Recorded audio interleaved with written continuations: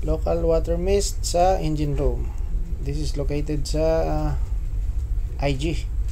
Ito, may stay na siya, means matagal na siyang may leaking. Ito lang solusyon niya.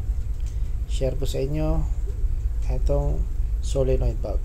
Clean lang natin, linisan lang. Okay, check natin yung valve sets and other parts. Linisan yung diaphragm. Kung walang spare, linisan lang. Check kung walang punit or crack. Yan lang yun. And ito yung manual activation ng solenoid. Yan yung movement. Okay, ito share ko lang sa inyo, basic lang to pero useful. Okay, kadalasan baklasin lang natin yung parts lang, solve na.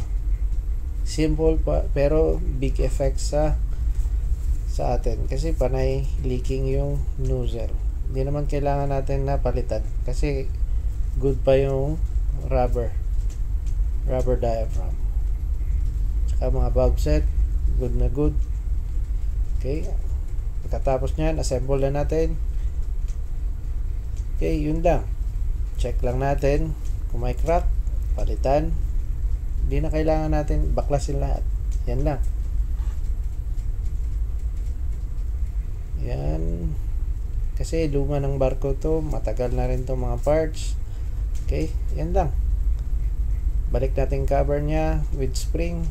Okay, check natin doon sa taas sa nozzle part kung saan natulo. Sa punta tayo ng IG. Ito yung sa IG natin. Okay, wala nang tulo. Okay, cleared na. Okay, thank you.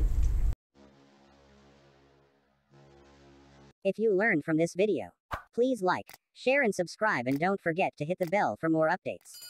Also follow us on Facebook Barco TV. Thanks for watching.